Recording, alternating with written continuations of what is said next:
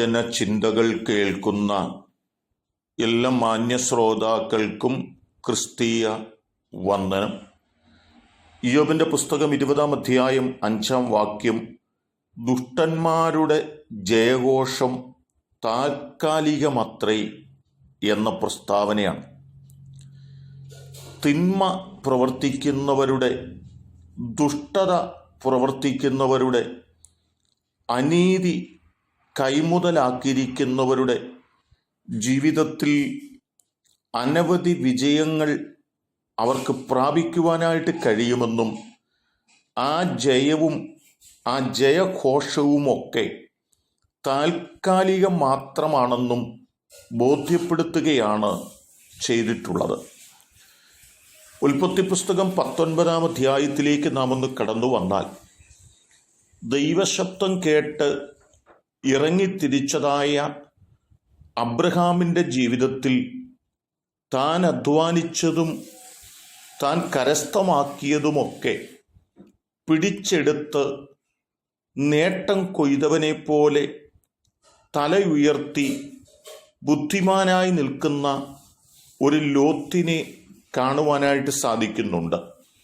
തനിക്ക് സന്തോഷിക്കുവാനായിട്ട് ഒരുപാട് സാധ്യതകൾ മുൻപിലുണ്ട്.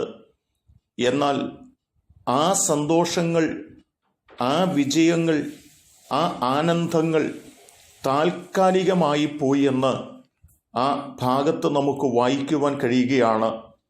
ദൈവത്തിൻ്റെ ദൂതന്മാർ സോദോമിലേക്ക് വരികയും ദുഷ്ടത കൊണ്ട് കൈവശപ്പെടുത്തിയ ഭൂപ്രദേശം നശിക്കുന്നതായ കാഴ്ചകൾ അവിടെ നാം കാണുകയും ചെയ്യുന്നു എന്നുള്ളത് തിരിച്ചറിയേണ്ടതുണ്ട്. ന്യായാധിപന്മാരുടെ പുസ്തകം 11-ാം അധ്യായത്തിലേക്ക് നാം ഒന്ന് കടന്നു വന്നാൽ, സ്വന്തം സഹോദരനെ വീട്ടിൽ നിന്ന് പുറത്താക്കുന്നതിനും അവന് അർഹമായതുകൂടി കരസ്ഥമാക്കുന്നതിനും പരിശ്രമിക്കുന്ന സഹോദര വർഗത്തെ നമുക്ക് കാണുവാൻ സാധിക്കുന്നുണ്ട്.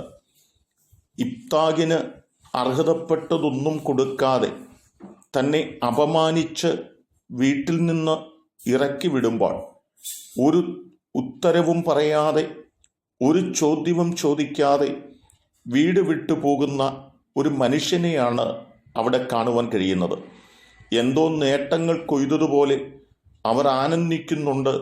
അവർ ജയിച്ചതിൻ്റെ ഒരു പ്രതീകം അവരുടെ മുൻപിലുണ്ട്. എന്നാൽ തൊട്ടടുത്ത ദിവസങ്ങളിൽ ശത്രു രാജ്യങ്ങൾ അവരെ ആക്രമിക്കുവാൻ കടന്നു വന്നപ്പോൾ ആ താൽക്കാലിക ജയത്തിനപ്പുറത്ത് സഹോദരൻ്റെ അരിക്കത്തേക്ക് കടന്നു ചെന്ന് ക്ഷമയോടുകൂടി അവനെ കൊണ്ടുവരേണ്ടി വന്ന രംഗവും രേഖപ്പെടുത്തപ്പെട്ടിട്ടുണ്ട്.